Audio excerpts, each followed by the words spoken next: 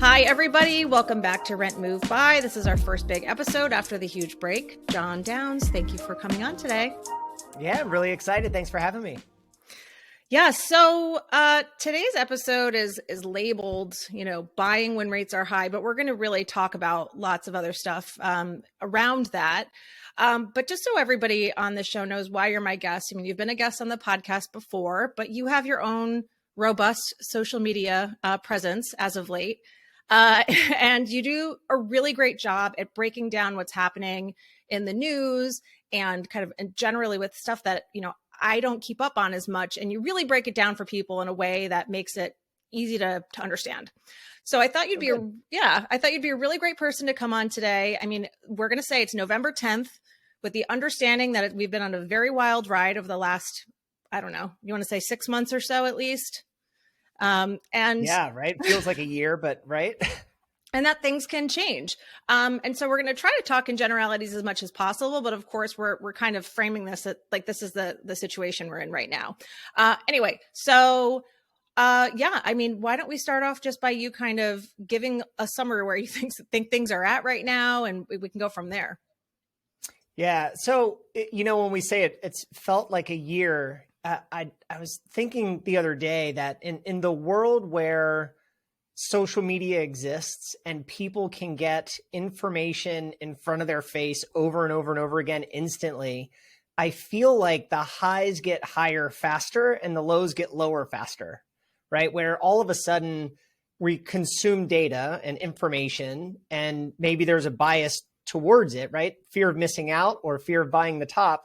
And I think that's what we've experienced this year as the markets have rebalanced, as we went from, 12 to 18 months of let's buy a house. It's the best asset in the world and we should own it for independence, but also from a wealth story, to, oh my gosh, rates just went crazy. So maybe we shouldn't buy right now because prices might drop. And it's this reshuffling of everything, what we pay for cars and food and restaurants and vacations and rent, and how all that is rebalancing and then what that means for the future. So that's sort of like super high level. What's been going on, it's been like everything. Yeah. And, if we finished the year last year with interest rates at, let's say, 3.25%, and then as of about a week ago, the average rate was probably 7.25%. So that is a massive change. Think of a $600,000 house, 4% in interest, extra interest is $24,000 a year, right? So it's $2,000 a month that payment went up for that same house. So it's been a wild ride. Yeah. I mean, it's wild to hear that. I will say, I mean, we both we do a lot of transactions per year. I infrequently have somebody who's looking for a full year. So what's lucky is I don't have a lot of people who are looking when the rates were in the threes, right? And they're not comparing it to the rates in the sevens, which is good. But all of the news focuses on the massive change over the last year. So to your point about how things get kind of more explosive, just because if you listen to what's on the news cycle, I certainly think that is true. Luckily, even if it goes up like 2 percentage points, so that's still a big change, but not quite as insane as us talking about 3.5 to 7 point, whatever, So anyway, yeah, I think that while a lot of people are asking the question, do the pros of buying exist right now? Like, is that something that they should still do? Let's just pretend it stays at 7 right now. What do you think? Yeah. So, I think cycles are cycles, and there's usually a blow off top and a blow off bottom. Mm-hmm. So the blow off top is true fear of missing out. It is, think of the people that wrote a bunch of contracts in 2021 and early 22, and they kept losing. And they finally go all in. I am tired of losing and rates are rising.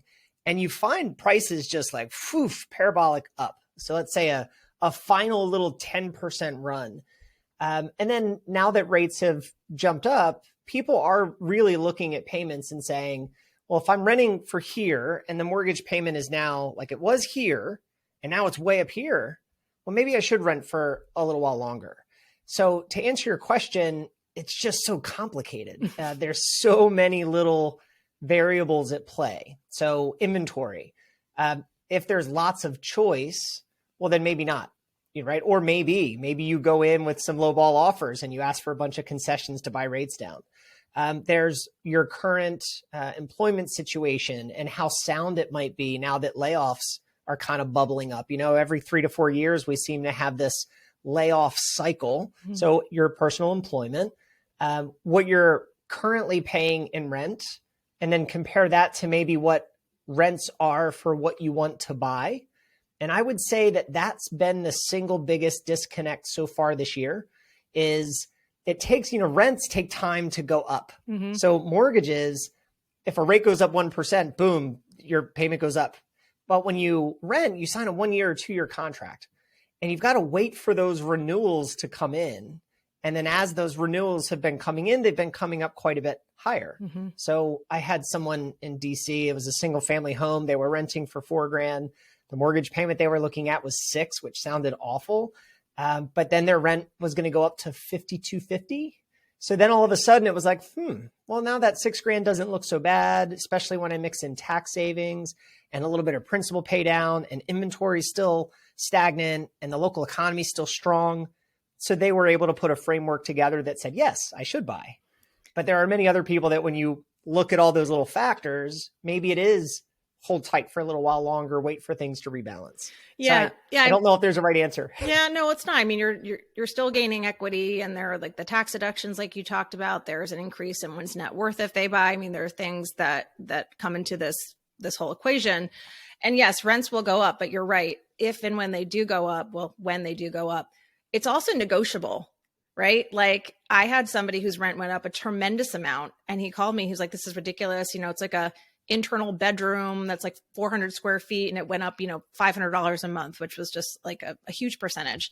And I was like, well, go back to them and tell them you're either going to leave and then they have to deal with turnover, or, negotiate. And he did. You're not negotiating your payments for your home once you lock in a mortgage. And I mean, yes, you can refinance. A lot of people are talking about that right now. We have another episode coming talking about refinances, but that is a whole thing too. That's not signing another lease. That's doing a whole nother closing and all that kind of stuff. So yeah, I know it's a hard question, and that's the answer. That's the real true answer, but everyone wants to like, yes, buy, no, don't buy right now. A lot of agents will say, yes, always buy. It's a good time to buy. I don't subscribe to that, right? Like it's not a one size fits all answer to this.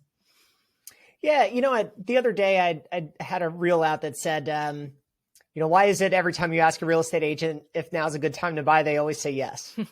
and then I said, but a lot of them say yes, but at the right price and with the right incentives. So I think a lot of experienced agents kind of look at it and they take that downtime, let's call it, or the time where it feels like maybe we should wait, and they try getting ahead of the market by putting a framework together of, hey, let's just go in and come up with, I think prices are going to drop 10%. Let's just write some contracts and go down 10%. Let's see what happens. So just like you might go back and negotiate on your rent, we were talking a little bit earlier about a contract where a house was listed at $899, and we have two people now competing for the property, but they're both in the 840s and 50 range. So in 2021, that $900,000 house would be negotiated at $1 million and everyone would be fighting. I had clients and now they're paid 20% still over. Fighting, but at a reduction. And I think there's a lot of people out there that don't even think that they should write. They just look at it and say prices are going to drop, so I'm going to wait. Well, prices drop when sellers take lower prices, and they don't take lower prices unless they have a contract with a lower price. So sometimes it's just getting in. And when I use the word framework a lot in investing, framework speaks to your entry and exit points and your why behind doing something. And I think so a house is still an investment. Yes, you live in it, right? So that it's kind of like a two-part investment. But you still need to have, how long am I going to keep it? How long am I going to be in there? How do I feel about the local economy? What does inventory look like? Like there's stuff that goes into that. And I still think there are some neighborhoods just where income's high enough, the net worth of the person that lives in that area is high enough that they might margin their current assets at a cheap rate compared to mortgages and still pay 2021 prices. But there might be a lot of others that prices should drop 10, 20% because of that person that bought in March that sort of reset the market with one comp, right? Maybe we're really just at September of 21 price, and not March of 22. Yeah. So anyway, framework, I think, is a big key of figuring out, what should you do and when. Yeah. And I mean, you're also kind of bringing up the broader point that comes up on a lot of episodes, which is that we're talking about subsections of the market and the fact that this area was insulated and it's not going to necessarily follow the same curves that are happening outside of the DMV. That's something I have to really tell people a lot. Like, are these things that are spooking you, these news sources, are they local? And are they really going through the details, or are they this broad, national level stuff? Because that's totally different right now, I think. Mm-hmm. Yeah. So, what's interesting about our market is I think we're driven mostly by confidence, because the affordability is always there, because people in the district make a lot of money and even in the surrounds. And when I say a lot of money, it's, you go to the middle America, you have a family of 4, they might make $70,000 a year, and car payments and credit cards, and, they're restricted. Here, a first year attorney is making $220, an average government worker is making in the high 80s, 90s, or low 100s. So they can afford it. It's more, do I think now is a good time to buy? So if we go back in time during, let's say, the great financial crisis, so let's call it 2009 to like 12, and let's take the slowdown that we wound up having in late 2018, and let's take the slowdown that we're having now. In all of those cases, the city still was thriving with employment. And so rents went crazy because people were like, well, I'm not going to buy right now, I'm just going to rent. So then you have an influx of renters, which pushes up rent. So, yeah, of course. And then the following year, usually there's a reset where rates relax a little bit. People make another pay raise, right? So we're only 2 months away from pay raises starting again. And then that balance begins. And then everyone's like, oh, now is a good time to buy. So it really just keeps being a cycle. Now, when you get really far outside of cities, I think you do need more thought. So there are plenty of communities. I've actually been researching a lot of those lately, like where was it and why, where some houses didn't even hit the peak of 2007 during the 21 peak. And it really just has to do with representation, planning. A lot of times I see city people that moved way out into the suburbs and they use the city philosophy to win in the burbs, when really the burbs work a little differently. So that, prices would go a little crazy when maybe they shouldn't have. So I do think the stories or the feelings and beliefs we have in big cities, it does change when you get out maybe an hour outside of every city. I'd be interested to see what the effect of people just moving out of the city, though, during the pandemic does and all that as well. Right. Because people were leaving and working from wherever, and now people have to come back in the city. I've read a couple of stories. It's more New York than DC, of people who moved outside of the city and they kind of regret that they did. So that's going to be an interesting factor that continues to play out, I think, that we've never gone through before. Like this mass exodus to, outside of the city and then possibly back in. Yeah. So what makes our area way more interesting than a lot of the areas that you'll read about is that our people that went work from home, they just moved like 30 minutes out, not multiple states, right? I had a lot of people in San Francisco that moved to Tahoe. And like, that's real when all of a sudden Elon Musk tells the Twitter people, get back to work, and that they've got to like move for real back again. So, that there is an interesting way of looking at the market when you think about those things and you think about framework, which is, what if the story of 2020 through early 22 was move out into the burbs a little bit and commute in. And now maybe the opportunity for real appreciation over the next 5 to 10 years, maybe it isn't in the areas that were hurt the most, which was condos in big cities, right? So that's where if they didn't want to share air or, walking hallways with people, right? They wanted freedom and functioning windows, which meant move out of the city. Well, now you sort of spin that back and there's probably some good deals out there. Construction is pulled way back because condos were soft. So now if you have that sort of steady resurgence back in the city, DC condos might actually be the sweet spot.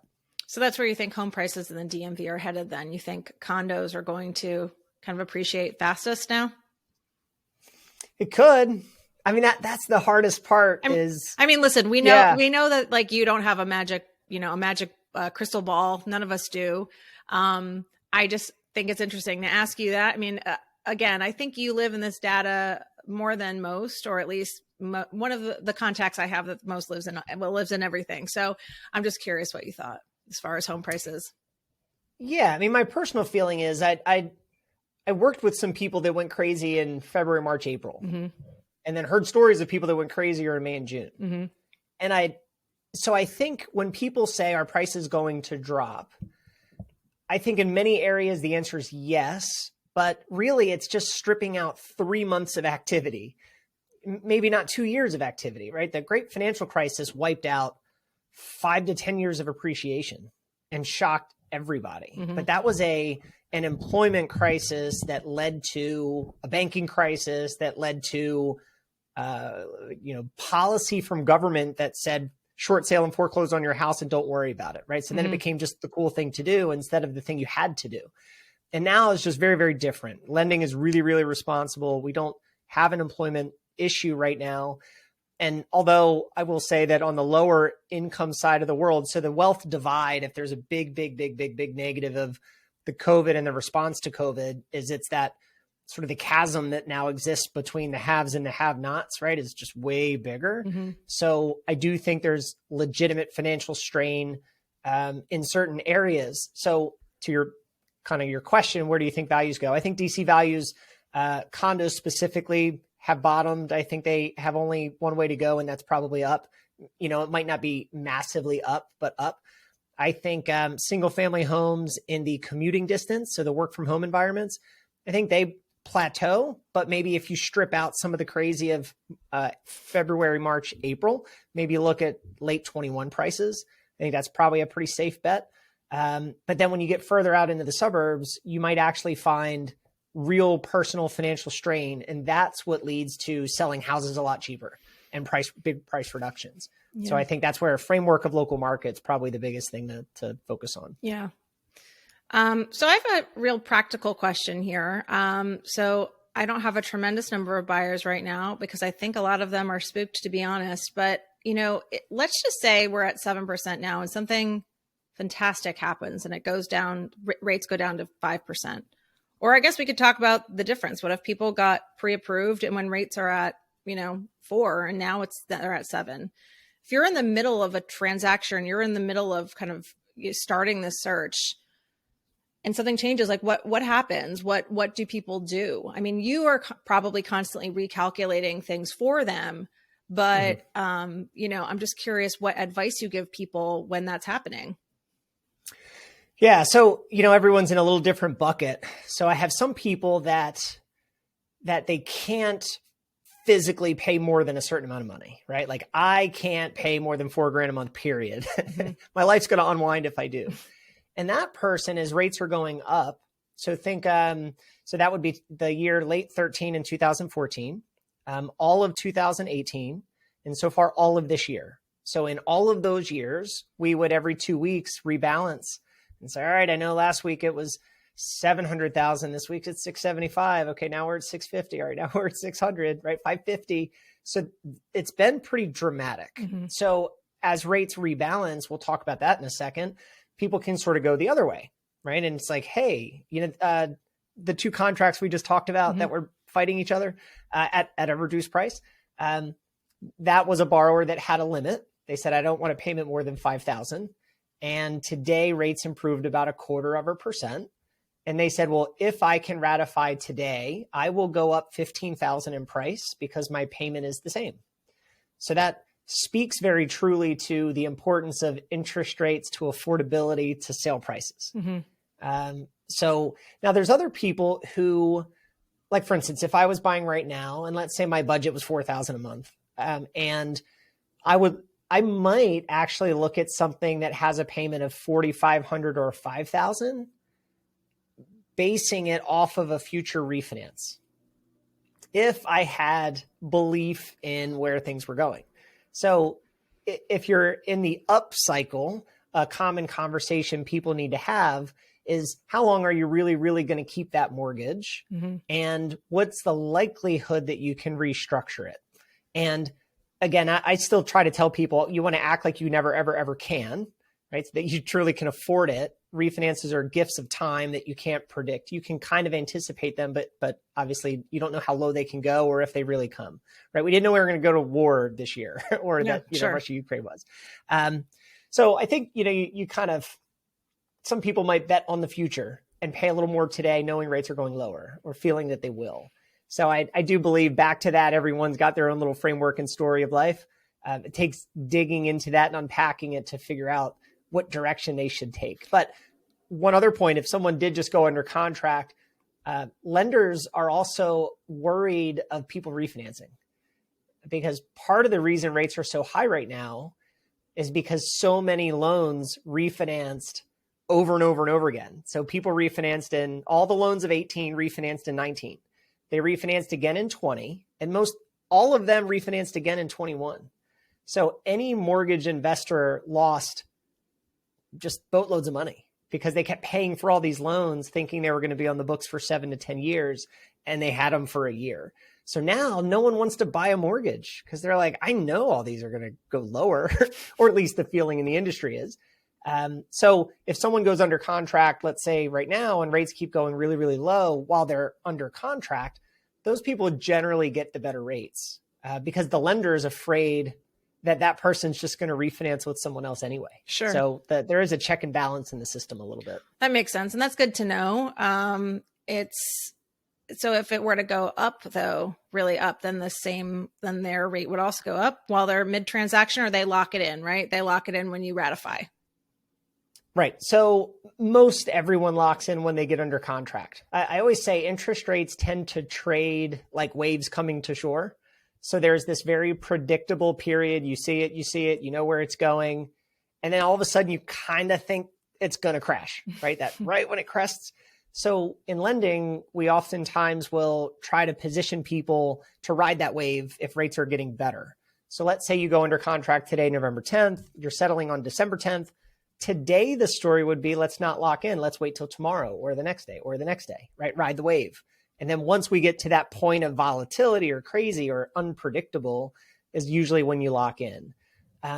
All year long, we've been saying lock in the day you get under contract because things were too unpredictable. Right. I do believe we're heading into a more predictable period. So most everyone, when they write their contract, they get a lender quote that day, they get ratified, they lock that day, so that they know everything's perfect. And any of those other lock strategies, the individual loan officer usually has their own way of handling it. Yeah. Okay. Well, are there any final things you kind of want to leave us with? Because I think the overall takeaway here is, if we're going to go back to the initial question, should you buy when rates are high? The question is maybe, or the answer is maybe. There's not a one size fits all answer, like I said, and it just has to take a bunch of different things into account. But yeah, is there anything else that you think nuggets we should leave people with? Yeah. So, I work with a lot of investors, real estate investors, and there are these times in history where it is a no-brainer to purchase. And, one investor recently said, I only buy things when the purchase price is greater than the cost is less than the cost to rebuild. So if it costs $500,000 to build this structure, if I can buy it for $475,000, then I'm all in. And I'm just going to buy whatever I see that fits that. That's their framework. That's their, I know I buy when. I think for everyone else out there, I think it is why are you buying? How long do you intend on keeping it? Will you keep it as a rental in the future or not? And then you start just putting your personal story together. How are you investing? How much money could you allocate towards a home? What would the tax benefits be for you? How predictable is a refinance cycle for you?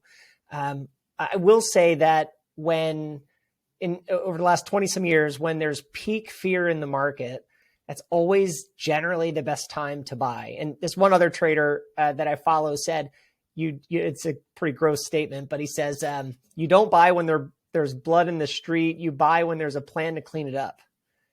And what I found funny about that is when things are bad, that's paralysis. Everyone is stuck. But because everyone's stuck, it gets worse. Yep. But then once it gets worse and bad enough, then the Fed, let's say, changes course, right? So this year, the big takeaway is the Fed wanted to slow everything down. They wanted layoffs, they got it. They wanted housing to slow down, they got it. They wanted the auto industry to slow down. They got it. They wanted inflation to go lower, and it's starting to happen. So we might actually be at that point of the shift. This might be the real bottom.